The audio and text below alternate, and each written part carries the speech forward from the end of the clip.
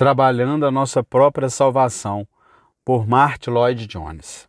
Portanto, meus amados, assim como vocês sempre me obedeceram, não apenas quando estou presente, mas muito mais agora na minha ausência, desenvolvam a sua salvação com temor e tremor, pois é Deus quem opera em vocês, tanto o querer quanto o realizar, segundo a sua boa vontade. Filipenses capítulo 2, versículo 12 e 13. Estamos analisando esses dois versículos pela segunda vez, porque percebemos que é impossível abordá-lo adequadamente em um único estudo. Sugeri que talvez a melhor maneira de dividir essa declaração seja examiná-la sob três perspectivas. Primeiro, de forma geral, depois teológica e, por último, prática. Em nosso estudo anterior, abordamos os dois primeiros aspectos. Vimos também que o objetivo do apóstolo, ao escrever essas palavras, não era apresentar uma exposição doutrinária formal sobre teologia, mas sim fazer um apelo prático. Contudo, como é seu costume, ele não pôde fazer um apelo prático sem expressá-lo em termos doutrinários. É aqui que o modo de vida do Novo Testamento difere de um sistema meramente ético. Qualquer apelo ao mundo para que viva uma vida cristã antes de se tornar cristão é, como vimos, uma negação de ensinamento cristão. Temos aqui uma ilustração perfeita do método do apóstolo, mas isso também se aplica a todos os escritores do Novo Testamento. É a maneira característica de fazer um apelo à conduta e ao comportamento cristão. Não somos submetidos a uma lei, mas sim a um apelo. Há uma grande lei de vida no Novo Testamento, mas é que o Novo Testamento chama de a perfeita lei da liberdade. Isso não significa que o cristão esteja vivendo uma vida sem lei, mas que ele possui um tipo superior de liberdade. O Novo Testamento sempre apresenta sua doutrina primeiro e depois de fazê-lo diz: se você crê nisso, não consegue ver que isso é inevitável? É um apelo à equidade, à justiça. Não nos confronta com um modo de vida e diz, vá e viva assim. Primeiramente, nos fala de certas coisas que foram feitas por nós, e então diz, agora então. Ao fazer a transição da doutrina para a prática na epístola, sempre há um porquê ou um portanto, e faço questão de salientar que a abordagem essencial se encontra nessa palavra de ligação. Sem ela, não há apelo, mas por causa dela há um apelo muito claro à razão e ao bom senso. Talvez eu possa colocar desta forma. Existe algo que teste tão profundamente nossa profissão de fé cristã quanto nossa reação quando ela nos chama a viver de uma certa maneira? Digo isso por um bom motivo. Não sabemos todos, por experiência própria, algo sobre essa dicotomia artificial e antinatural? Podemos gostar de ouvir o Evangelho com suas grandiosas boas novas e tudo o que ele tem a oferecer, mas nem sempre nos sentimos tão satisfeitos quando ele nos chama a viver de uma maneira específica. Há quem diga, mas é tão restrito. Quando o Evangelho descreve um caminho estreito e estreito, dizem, estreitamente de novo. Por causa do porquê, por causa dessa conexão indissolúvel entre doutrina e prática e também por causa dessa inevitável sequência lógica da doutrina para o comportamento, nossa atitude em relação ao apelo nos diz muito sobre nossa atitude final em relação à doutrina. O Novo Testamento diz que essas coisas são realmente inevitáveis, estão interligadas. Portanto, se eu me oponho a praticá-las, certamente implica que, no mínimo, algo errado com a minha visão da doutrina. Não há, portanto, melhor teste para toda a minha posição do que a minha reação quando confrontado com este chamado extraordinário do Novo Testamento para negar a mim mesmo, tomar a minha cruz e seguir a Cristo, para mortificar a minha carne, as obras do corpo e os meus membros que estão sobre a terra e todas as outras expressões do Novo Testamento.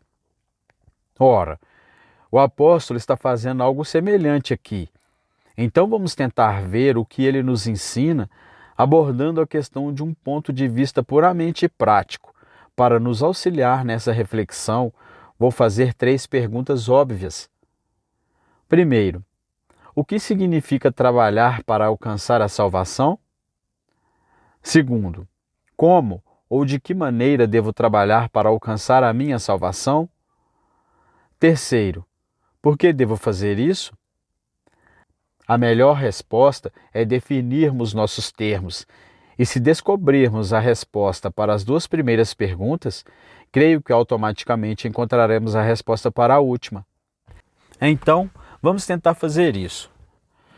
O apóstolo nos diz para trabalharmos pela nossa própria salvação, e como ele nos diz aqui, e como nos é dito em todas as outras epístolas, a salvação é a mensagem essencial do próprio Novo Testamento. Significa que cheguei a reconhecer minha própria pecaminosidade e a compreender algo sobre a natureza do pecado. Os filipenses haviam percebido que eram pecadores e se viam sob a ira de Deus.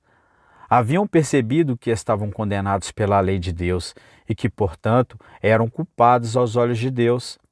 Haviam chegado à conclusão de que todo esforço que fizessem por si mesmos, em última análise, não lhes valeria nada.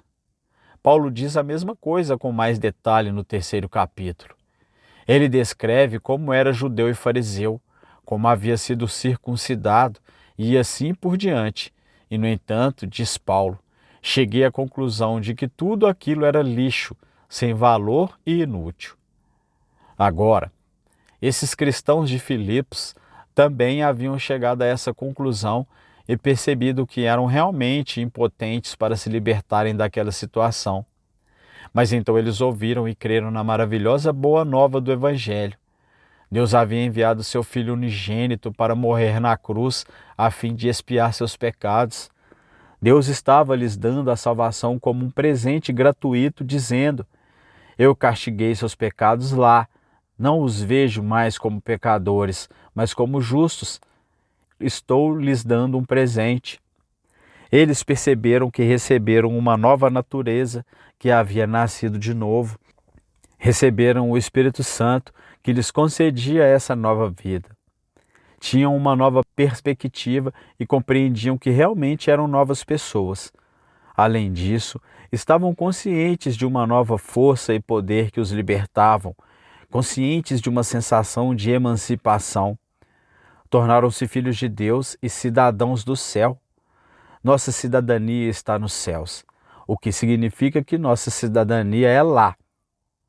Essas pessoas agora compreendiam que nesta vida eram viajantes, forasteiros, peregrinos. Eles passaram a ter uma visão completamente nova da vida. Esse é, portanto, o significado essencial da salvação. E o apelo de Paulo os instrui a fazerem isso e desenvolver a salvação. E desenvolver significa aperfeiçoar, concretizar, levar a um resultado pleno ou terminar algo que já foi iniciado. E essa é a exortação prática do Evangelho do Novo Testamento para nós hoje. Devo agora aperfeiçoar aquilo que me foi dado. A semente foi plantada, recebi-a embrionada. Minha tarefa é permitir e encorajar esse dom a crescer e se desenvolver até que alcance a sua perfeição final e plena maturidade. Recebi o dom, não preciso me preocupar se Deus não está presente e não está comigo. Deus está agindo em mim e devo desenvolvê-la ao máximo. Agora, anseio que todos estejam convencidos da absoluta inevitabilidade deste apelo. Se acredito no que acabamos de ver sobre a natureza da salvação, então não é inevitável que eu faça essas coisas? Visto que recebi essa salvação, o que devo fazer? Bem, antes de tudo devo submeter-me inteiramente a Deus. O apóstolo Paulo coloca isso aqui em termo do relato extraordinário que nos dá da vida terrena do nosso Senhor. Ora, diz Paulo, é exatamente isso que Deus exige de você. Ele quer que você manifeste a mesma obediência que se viu em nosso Senhor e Salvador Jesus Cristo. Uma submissão total e absoluta à vontade de Deus. Embora tenha vindo como homem, nosso Senhor foi ainda mais longe, até a morte na cruz. Tudo o que Deus lhe pediu para fazer, ele fez, e essa é a primeira parte da concretização da nossa própria salvação. Trata-se de compreender que, em vista deste dom extraordinário que Deus nos deu, Ele tem o direito de exigir de nós esta completa submissão da nossa vontade. Antes de começar qualquer coisa, preciso dizer a mim mesmo, considerando o que Deus fez por mim, neste mundo devo desejar agradá-lo em todas as coisas. Devo fazer a minha vontade e ser a dele. Minha única preocupação deve ser viver para a sua honra e glória. Não creio que isso precise de provas. Se acredito que Deus fez essas coisas extraordinárias para mim, não é inevitável? Claramente, o próximo passo é evitar tudo o que se opõe a Deus, o que o Novo Testamento chama de mundo. Não ameis o mundo nem as coisas que há no mundo. 1 João capítulo 2, versículo 15. O Novo Testamento nos diz que o homem não pode amar a Deus e ao mundo ao mesmo tempo. Ele nos apresenta isso ao senso comum e à razão. É perfeitamente evidente que a perspectiva de vida e a organização neste mundo se opõem a Deus. Basta lermos os jornais. O mundo é ímpio, pronto para zombar de Deus e da religião. Não se interessa por Deus, satisfaz os desejos da carne e ridiculariza tudo o que está ligado a Deus. Mas o Novo Testamento diz que trabalhar pela minha salvação significa evitar tudo o que se opõe a Deus. Não há limites para isso. Não devo, de forma alguma, me preocupar com essas coisas, nem me interessar por elas, nem permitir que me atraiam ou me seduzam. Devo evitar tudo o que se opõe aos meus melhores interesses. Se acredito que este mundo é um lugar muito perigoso para mim, que a tentação e o pecado estão por toda parte e que o mundo inteiro está fazendo o possível para me arrastar para o fundo do poço, se vejo que isso me leva ao inferno e à destruição, mas que Deus me livrou de tudo isso, não estou sendo contraditório se continuo fazendo coisas mundanas e gosto de fazê-las? É um apelo ao bom senso. Certamente é ridículo dizer: quero ir para Deus e agradeço a Deus por ter sido liberto, e ainda assim trabalhar na direção oposta. Desenvolva sua própria salvação, aperfeiçoam-na. Deus o libertou por meio deste incrível ato de autossacrifício. Vocês receberam um novo começo e uma nova vida. A salvação está diante de vocês. Virem as costas para o outro de uma vez por todas. Se realmente acreditam nisso, não há necessidade de discutir, é inevitável. Podemos resumir assim: a melhor maneira é consultar o livro didático sobre o assunto. Nele fica perfeitamente claro. Quanto mais leio a Bíblia e vejo a imagem do homem cristão, mais compreendo a natureza do pecado e da vida neste mundo e o que Deus fez por mim em Cristo, mais desejarei as coisas de Deus e odiarei o resto. Portanto, sugiro que o melhor passo prático é ler a palavra de Deus e mergulhar nela completamente. Há um teste prático muito simples que podemos aplicar neste ponto. Gostaria de saber qual seria o resultado se todos nós mantivéssemos um gráfico por uma semana, anotando o tempo todo gasto lendo a palavra de Deus e materiais que nos ajudam a compreendê-la, e o tempo gasto lendo jornais, romances ou assistindo filmes? Agora, estou apenas fazendo a pergunta. Dizemos que cremos na salvação. Cremos que Deus nos deu esse dom. Então pergunto, qual é a quantidade relativa de tempo que dedicamos a essas coisas? Trabalhar a nossa própria salvação significa fazer tudo o que estiver ao nosso alcance para alimentar esta vida, para estimular, para lhe permitir expandir-se, desenvolver-se e crescer. E a outra coisa, claramente, é a oração. A oração por um conhecimento crescente de Deus, por uma maior presença do Espírito Santo e por uma maior compreensão desta palavra. Oração por orientação, por direção e por entendimento. Se eu creio em Deus e que Ele fez isso por mim, por que passo tão pouco tempo com Ele? Por que não anseio por Ele cada vez mais? É assim que funciona. E eu devo seguir e obedecer a cada impulso e direção que percebo nessa direção. Os pais da igreja costumavam considerar a vida cristã como uma ocupação em tempo integral. Eles dedicavam seu tempo a ela. E, creio eu, uma das maiores condenações que recebemos hoje é a de não buscarmos ativamente essa maravilhosa salvação que Deus nos concedeu. Mas então, qual é a maneira de fazermos isso? O apóstolo diz que devemos fazê-la com temor e tremor. Aqui, novamente, precisamos definir nossos termos. Ele não quer dizer que devemos fazê-la com medo de perder a salvação. Você verá que no Novo Testamento, essas palavras nunca carregam essa implicação. Quando Paulo escreveu aos Coríntios, eu estava com vocês em temor e em grande tremor. 1 Coríntios capítulo 2, versículo 3. Ele não quis dizer que temia perder a sua alma. Tampouco se tratava de um tipo de medo covarde, de autotortura. Significa humildade e reverência santa, ou, se preferir, vigilância e circunspecção santas. Significa que, ao trabalhar na minha salvação, devo reconhecer a tremenda seriedade do que estou fazendo. Será que não é este o ponto que mais precisa ser enfatizado atualmente, principalmente entre os evangélicos? Será que a própria ideia do homem piedoso se perdeu entre nós?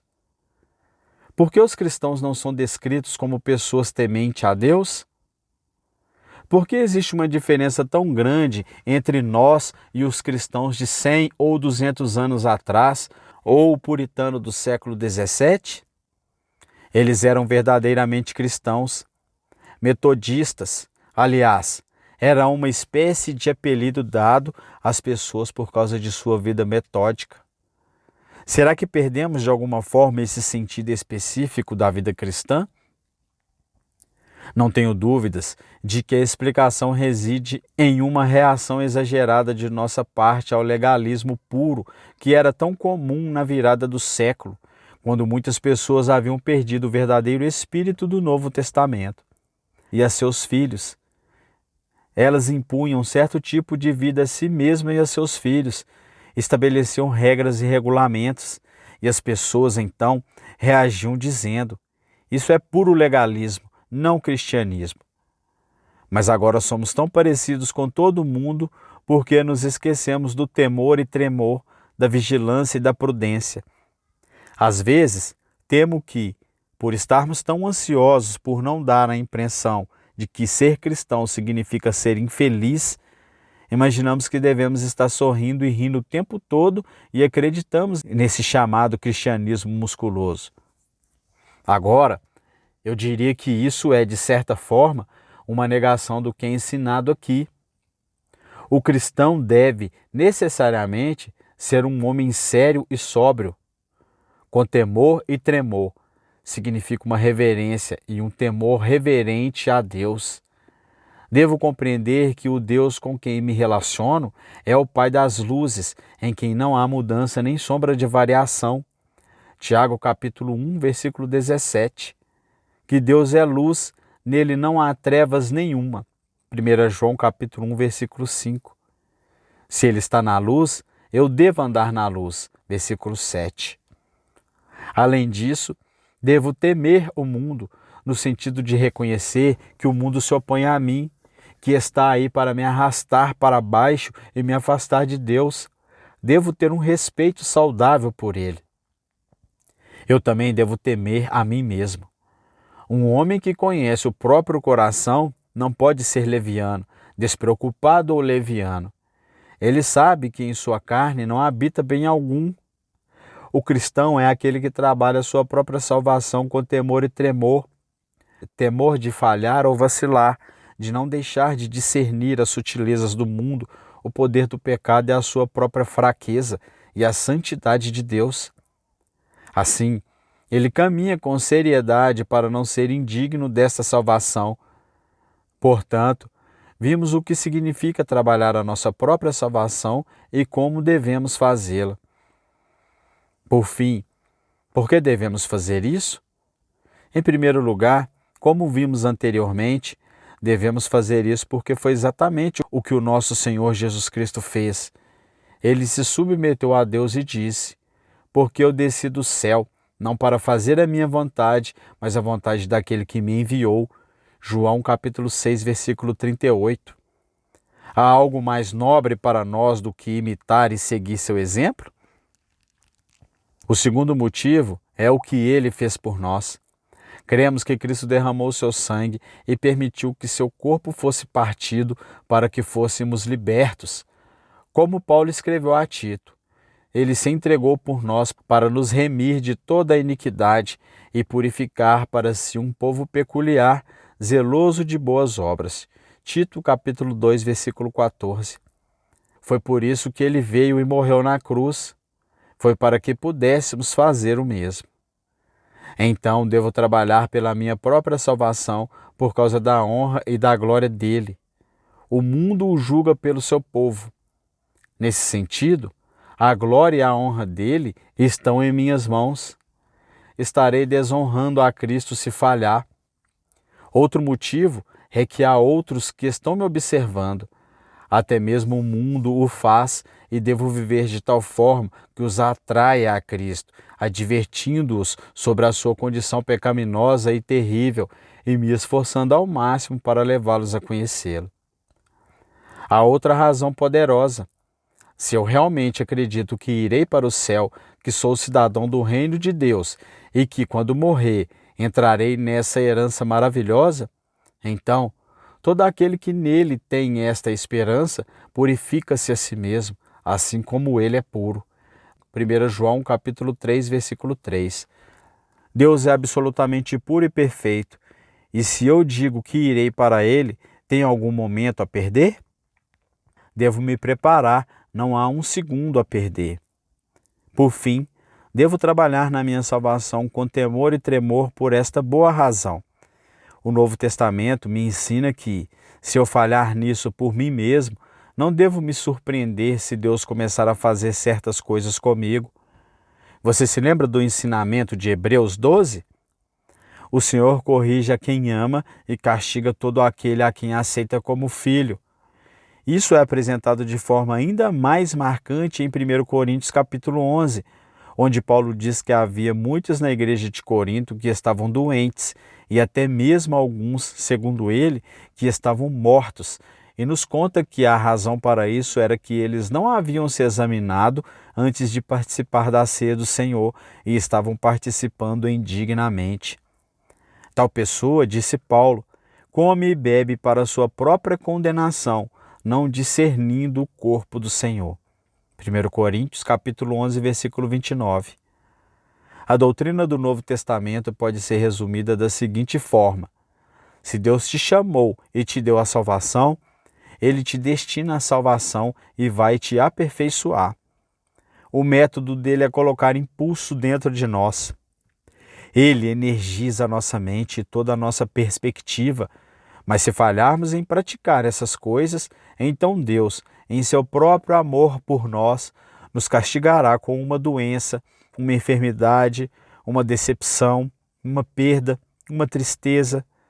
Essas são as maneiras que Deus usa por causa da nossa falha em nos submetermos à sua autoridade. É terrível cair nas mãos do Deus vivo. Hebreus capítulo 10, versículo 31. O amor de Deus é tão grande quanto a isso. O cristão que não se esforça ao máximo para viver a vida cristã é um tolo e não deve se surpreender se certas coisas começarem a acontecer com ele. Se você é filho de Deus, Ele vai realizar a sua perfeição. E se você não fizer por si mesmo, para agradá-lo dessa maneira, então eu digo, você pode muito bem descobrir que Deus fará isso com você de uma dessas outras maneiras. Isso é algo maravilhoso. Não estou dizendo que todo cristão que sofre está sendo castigado, mas digo que Deus faz isso, e se não respondermos ao seu apelo, não devemos nos surpreender se experimentarmos o seu castigo.